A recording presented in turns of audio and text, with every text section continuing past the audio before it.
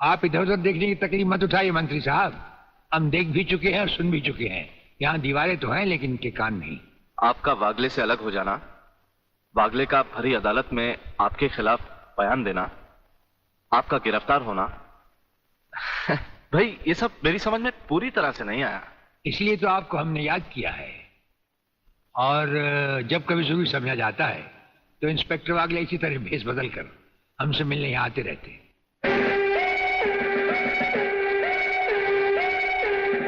Sir, brigadier साहब का हमसे अलग होना, जेल में आ जाना, इससे दुश्मन हमें कमजोर समझकर लापरवाह हो जाएंगे और उनकी इसी लापरवाही का फायदा उठाकर हम उनकी जड़ें आसानी से काट सकते हैं।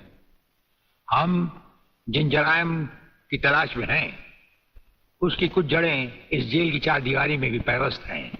उन्हें ढूंढकर निकाल कर हमें खोदना होगा। और मंत्री साहब, आपसे खास बात ये कहना थी कि हमारी गैर हाजिरी में इंस्पेक्टर वागले आपसे हॉटलाइन पर बातचीत किया करेंगे। ये जब कभी भी आपसे कहें, आप हमारे लिए रिहाई के ऑर्डर भिजवा दीजिएगा। ठीक है, आप जब चाहेंगे आपकी रिहाई के ऑर्डर्स भिजवा दिए जाएंगे। नमस्कार। Cheers!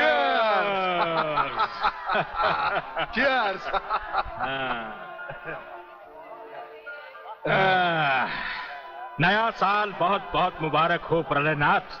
नया साल तुम्हें मुबारक और सूर्यदेव सिंह का जेल जाना मुझे मुबारक। राधा बिटिया कहीं नजर नहीं आ रही। नजर तो तुम्हारा बेटा रसिक नाथ भी नहीं आ रहा। अरे भाई, इन नौजवान लोगों का हम बूढ़ों से क्या मतलब। मना रहे होंगे कहीं नया साल अपने जवान दोस्तों के साथ। प्लीज रसिक, ऐसा मत करो ना। अगर ऐसा नहीं करूंगा तो नए साल का सेलिब्रेशन अधूरा रह जाएगा मेरी जान। रसिक, तुम जानते हो मैं तुम्हारे बच्चे की माँ बनने वाली हूँ। माँ? यानी प्रेग्नेंट?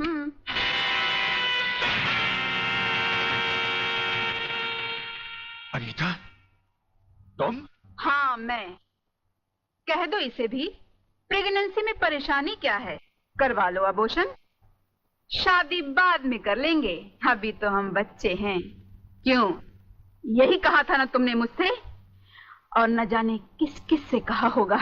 अनीता, अनीता, कब तक तुम मुझे यूं ही ब्लैकमेल करती रहोगी?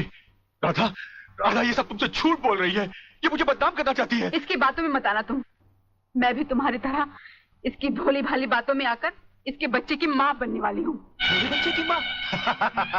अरे ना जाने किस किस का पाप अपने पेट में पालकर तू मुझे उसका पाप बना रही है। रसिकनाथ, जिसका पाप मेरे पेट में है उसे पापी का अंत करने आई हूँ।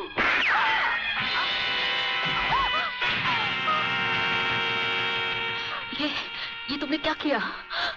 रसिक, तुमने इसे मार डाला? तो और क्या करता? हजारों औरतें जबरदस्ती मेरे गले पड़ रही थी। आज मैंने तुम्हारी सही शक्ल देख ली है रसिकनाथ। अगर ये एक बाजारू औरत थी तो तुम भी एक बाजारू कुत्ते हो जो जगह जगह मुंह मारते फिरते हो। मैं आज तुम्हारा भांडा फोड़ कर रहूंगी। मैं अभी पुलिस को फोन करती हूँ। साली, ज्यादा समझदार बनने की कोशिश की तो तेरा भी यही आशा कर दूंगा, समझे?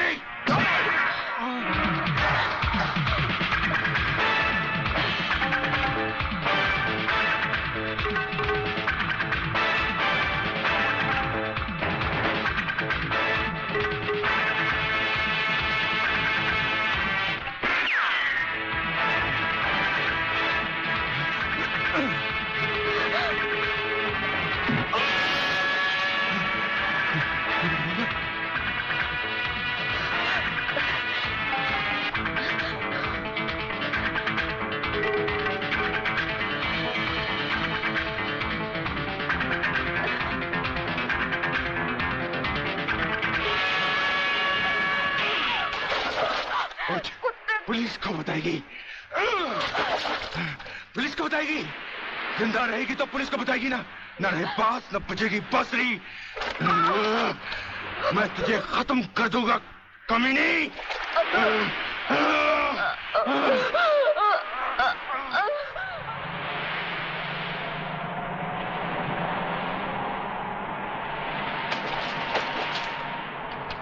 तो पीने का मजा ही नहीं आता। Cheers!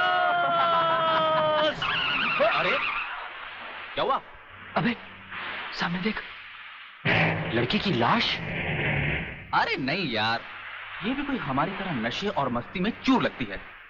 चलो उसे और पिलाते हैं, अपना भी नया साल सुधर जाए। अबे नया साल सुधारने के बच्चे अगर लफड़े में फंस गए ना तो जिंदगी बिगड़ जाएगी। हमें क्या मालूम वो जिंदा है या मुर्दा? क्यों संजू? कुछ भी हुआ लोग, मगर इंसानियत के नाते उसे देखना हमारा फर्ज है। चलो चलो देखते हैं।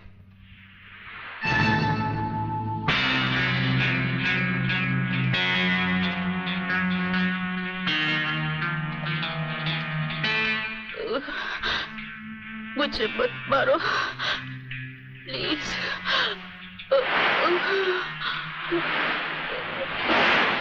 भगवान प्लीज मुझे मत मारो।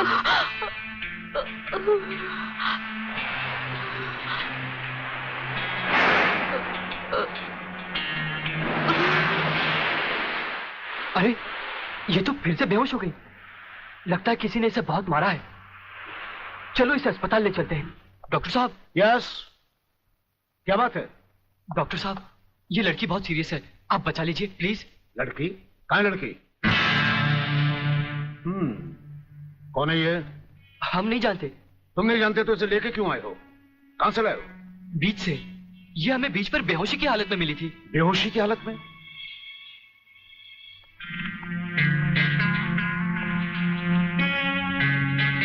इसकी हालत तुम लोगों ने इसके साथ 31st नाइट बना के तो नहीं की है ना?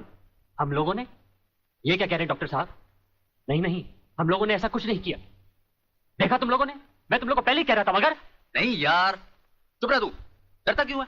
डॉक्टर साहब ये वक्त इधर उधर की बातों का नहीं है, हम पर भरोसा कीजिए और जल्दी से इलाज कीजिए। बातों से समझदार मालूम होते और मुंह से शराब की बदबू भी आ रही है।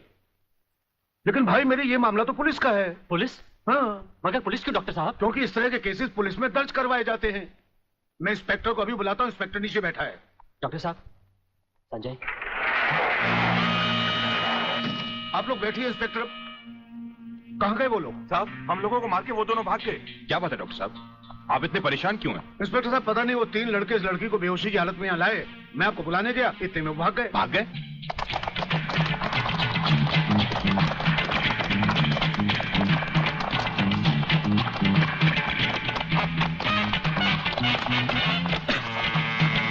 अरे जल्दी कर।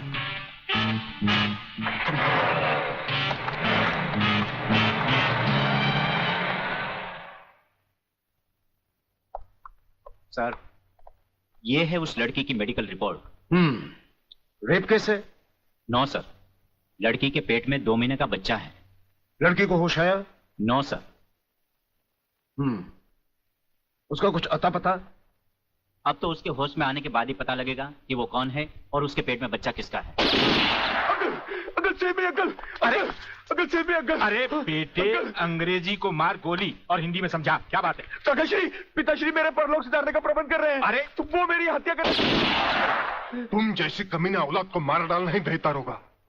देखता हूँ आज तुम्हें कौन बचाता है। प्रलयनाथ तुम बीच में मत बोलो जीवनलाल। इस कमीने ने आज मेरी इज्जत मिट्टी में मिला दी है। मैं इसे जान से मार। बात क्या है? क्या किया इसने?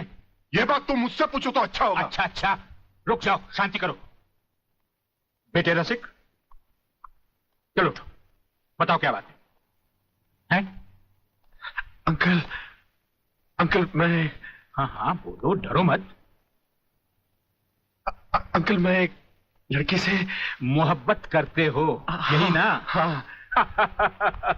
तुम भी कमाल करते हो प्रलयनाथ। बेटे की मोहब्बत बर्दाश्त नहीं कर पाए, उसे मारने पर तो लाए। अरे मोहब्बत करना तो आजकल के नौजवानों का फैशन है। बात यह नहीं है जीवनलाल, सच तो यह है कि इसकी मोहब्बत के चक्कर में वो लड़की इसके बच्चे की मां बनने वाली। ओहो, तो इसमें कौन सी नई बात है? करवा दो शादी, और अगर लड़की अपने बराबर की नहीं है तो करवा दो एबॉर्शन। मगर जीवनलाल बात यह है। अरे यार ऐसे मामले में बात कुछ नहीं होती, सीधी सी बात है। अगर वो लड़की नहीं मानती तो पैसे वैसे देकर अपनी जान छुड़वा लो, और अगर फिर भी नहीं मानती तो तुम्हारे लिए किसी की जान लेना कौन सी नई बात है? प्रलयनाथ, तुम तो खामखा उस लड़की के लिए अपने बेटे की जान के पीछे पड़े हो। दरअसल बात यह है जीवनलाल कि वो लड़की तुम्हारी बेटी राधा है।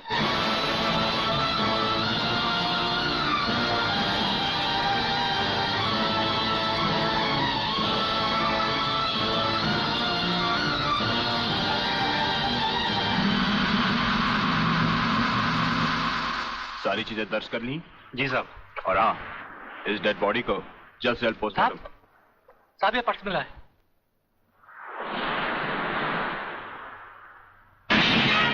संजय आर चौहान।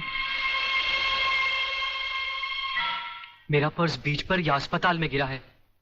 अगर वो पुलिस को मिल गया तो कहीं हम फंस ना जाए। नहीं यार, अरे जब हम लोगों ने कुछ बुरा किया ही नहीं है तो हम फंस क्यों जाएंगे? अरे मैंने पहले ही कहा था कि इस चक्कर में मत पड़ो, उल्टे फंसेंगे। लेकिन मेरी सुनी किसने थी? मैं कहती हूँ डर डर के कब तक ये बात सबसे छुपाते रहोगे। चलो माँ जी को सब सच बता देते हैं, सब ठीक हो जाएगा।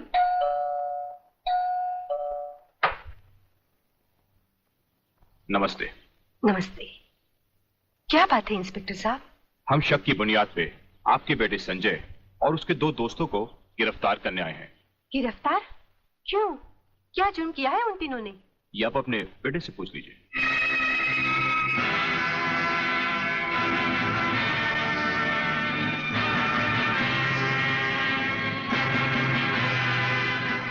वाह गोटिया वाह, क्या खुशखबरी लाया है। डीआईजी रुद्र प्रताप का बेटा पुलिस के फंदे में।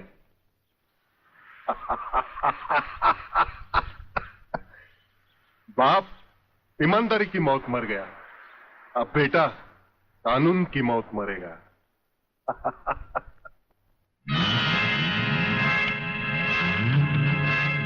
गोटिया आप देखना, मैं इस चश्मदीद गवाह को ऐसी मौत मारूंगा कि उसकी आंखें मुझे पहचानने से पहले ही बंद हो जाएगी। तुम उस डॉक्टर को खरीद लो और रिपोर्ट तैयार करवाओ जो मैं चाहता हूं। यह समय सोचने का नहीं है बेटी, यह हम दोनों की जिंदगी और मौत का सवाल है। पिताजी, पुलिस पूछेगी तो मैं क्या बताऊंगी, किसका नाम लूंगी? पुलिस को तुम ये बताना कि तुम्हारे साथ बलात्कार हुआ है। हाँ बेटी, बलात्कार। प्रलयनाथ की प्रलय से बचने का ये एक ही तरीका है। तुम उन्हीं 3 लड़कों का नाम पुलिस को बता देना जिन्होंने तुम्हें अस्पताल पहुंचाया है। पिताजी, लगता है पापियों के साथ रहकर आपका दिमाग भी उन्हीं की तरह हो गया है। आप ये कह रहे हैं मैं उन लड़कों को फांसी के फंदे तक पहुंचा दूं जिन्होंने मेरी जिंदगी बचाई? नहीं पिताजी, मैं ऐसा हरगिज नहीं करूंगी, हरगिज नहीं करूंगी। बेटी, इतिहास गवाह है, आदमी ने अपनी जान को बचाने के लिए अपने ही भाइयों की लाशों को कुचला है। ये दुनिया का नियम है बेटी। फिर वो तीनों हमारे लगते भी क्या हैं? अगर उन्हें फांसी लग भी गई तो हमारा क्या जाएगा? बेटी, उन लोगों की जिंदगी से कहीं ज्यादा कीमती हमारी जिंदगी है। पुलिस को वही बताना जो मैंने तुम्हें कहा है। मगर गुप्ता जी, किसी के सपने पूरे करने के लिए किसी के अरमानों का गला तो नहीं घोटना चाहिए। ये पाप है। राधा तो प्रेग्नेंट है और आपने पैसे के लिए उसके बलात्कार की गलत रिपोर्ट तैयार कर दी। तुम मेरे सीनियर हो या मैं तुम्हारा सीनियर, पेशे का सबक मुझे मत सिखाओ, समझे? सीनियर और जूनियर का मतलब ये तो नहीं सर कि आप कुछ भी करें और मैं चुपचाप देखता रहूं। ऐसा कभी नहीं होगा।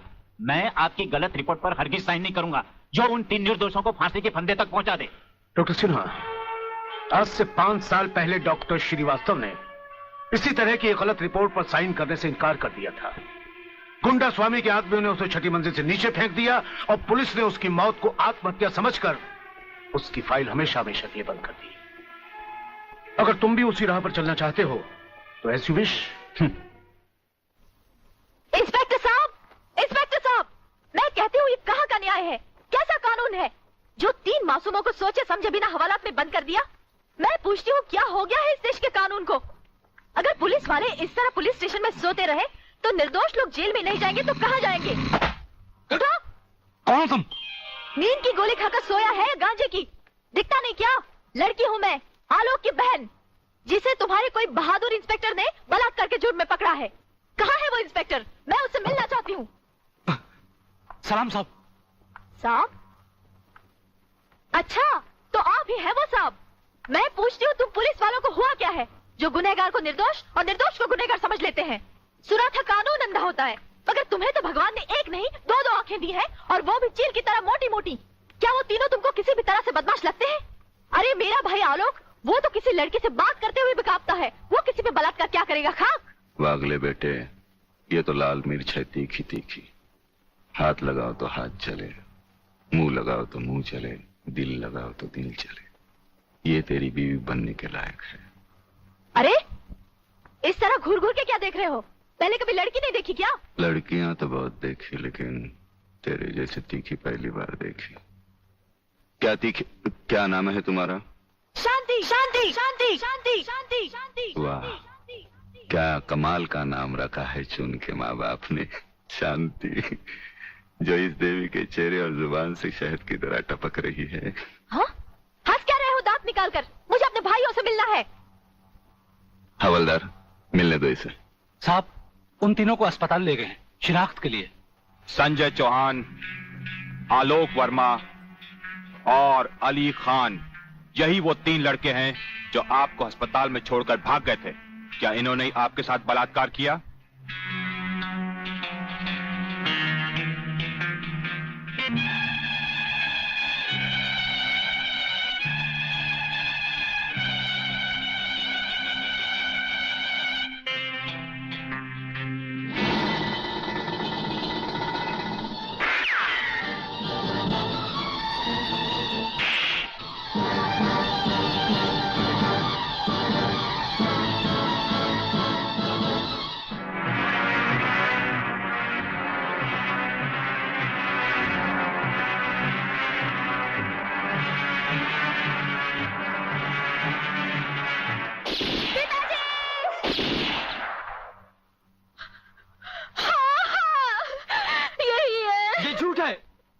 ये सरासर झूठ है।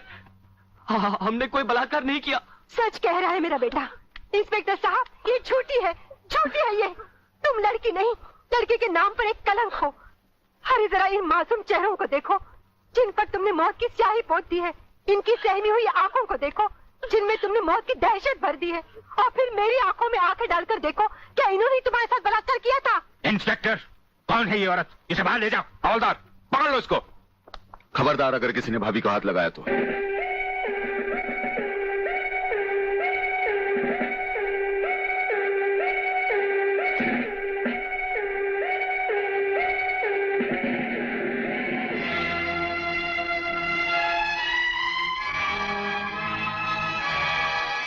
इंस्पेक्टर फादले, आप जानबूझकर अनजान बन रहे हैं। आप अच्छी तरह जानते हैं कि ये डीआईजी रुद्र प्रताप चौहान की पत्नी है। याद है डीआईजी रुद्र प्रताप चौहान, जिनके अंतिम संस्कार पर आपने लंबा चौड़ा भाषण झाड़ दिया था, जो आज भी हम पुलिस डिपार्टमेंट के लिए आदर्श है, उनकी पत्नी है। तो ये भी किसी मामूली आदमी की बेटी नहीं है। ये इस राज्य के मंत्री जीवन लाल टंडेल की